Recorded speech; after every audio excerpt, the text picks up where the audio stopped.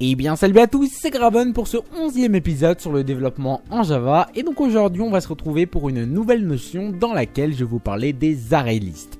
Si vous vous rappelez bien, dans l'épisode numéro 4 de cette série Apprendre le Java, on avait vu la notion de tableau qui nous permettait de ranger plusieurs données au niveau d'une même variable.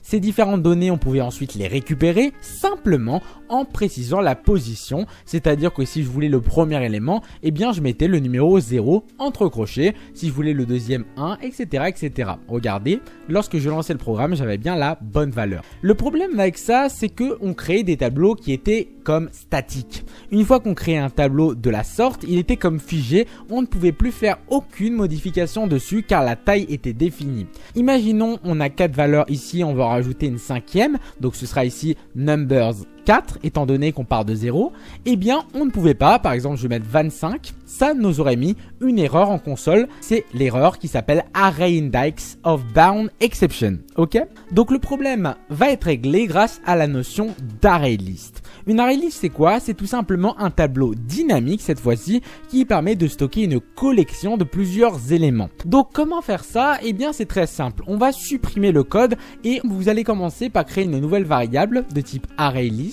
Ensuite, on va lui donner un nom, par exemple list, et ce sera égal à une nouvelle instance de ArrayList. Donc vous faites new ArrayList, vous ouvrez les parenthèses et ensuite vous importez le tout qui est en java.utils. Super. Donc maintenant que cette liste a été créée, on va la remplir avec la fonction add. Lorsqu'on voulait ajouter des valeurs à un tableau statique, on ne pouvait pas, on devait le définir explicitement lorsqu'on le créait.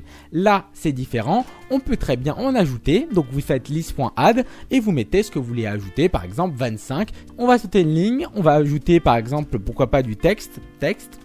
Et enfin, pour finir, on va ajouter un objet quelconque, par exemple je vais faire new object juste comme ça pour l'exemple. Une fois qu'on a ajouté tout ce qu'on veut, ce n'est pas fini, on peut le modifier à tout moment.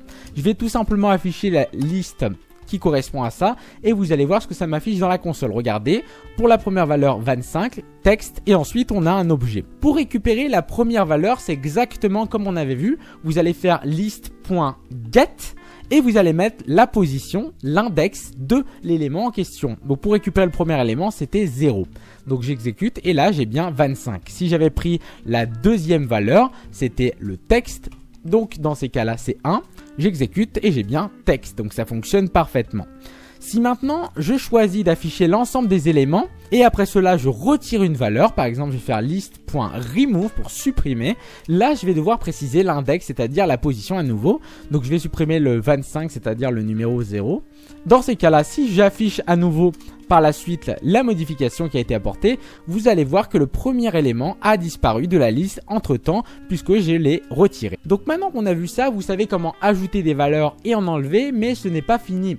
Vous avez la possibilité de retirer et de nettoyer l'entièreté de la liste en faisant list.clear ou alors faire des vérifications grâce à des conditions. Donc je vais faire une nouvelle condition par exemple pour vérifier le nombre d'éléments qui est dans la liste. Donc pour vérifier le nombre d'éléments, vous faites list.size et là ça va vous retourner le nombre de valeurs qui est à l'intérieur. Imaginons on veut vérifier que ce n'est pas égal à 1. Dans ces cas là on peut mettre un petit message dans la console en mettant le tableau n'est pas égal à 1. J'exécute et là normalement on a bien le message. Si par contre je n'ai qu'une seule valeur, dans ces cas-là, je n'aurai pas le message étant donné que la valeur du tableau est égale à 1. On peut faire également la même chose pour vérifier le contenu de la liste, c'est-à-dire que je peux très bien vérifier si un élément en particulier existe. Donc je peux faire if list.contain et vérifier si par exemple l'élément 25 existe. Si c'est le cas, on met un message, l'élément existe bien. J'exécute et là regardez, j'ai bien le message. Le problème, c'est que ce qu'on vient de faire n'est pas correct. Pourquoi? Puisque comme vous l'avez vu, on peut mettre n'importe quoi au niveau de la liste. On peut mettre du texte, on peut mettre des entiers, on peut mettre tout ce qu'on veut à l'intérieur et ça c'est très mauvais. Et à partir du coup de Java 5, on pouvait déjà faire l'option qui s'appelle la généricité qui permet de définir ici un terme générique pour dire qu'est-ce qu'on veut stocker à l'intérieur. Imaginons à partir de maintenant, je veux stocker uniquement des entiers. Je vais faire une array list d'integer. Si je veux stocker que des chaînes de caractères, ce sera une arraylist de string. Donc il vous suffit simplement de mettre entre chevrons ce que vous voulez stocker et à partir de là, regardez, le add ne fonctionne plus parce qu'il nous demande d'ajouter une chaîne de caractères et non pas un entier. Donc pour ça que ça fait ceci. Donc je vais mettre ici les chevrons là. Vous n'êtes pas obligé de repréciser ici string puisque ce n'est plus obligatoire. Donc on va ajouter maintenant de nouvelles valeurs. Donc list.add, pourquoi pas, on va mettre graven. Ensuite on va mettre bon 14 juillet. Mais on ne peut plus mettre aucune valeur qui n'est pas du texte étant donné qu'on a précisé le terme générique qui était attendu. Donc j'exécute et là on a bien tout ce qu'il faut.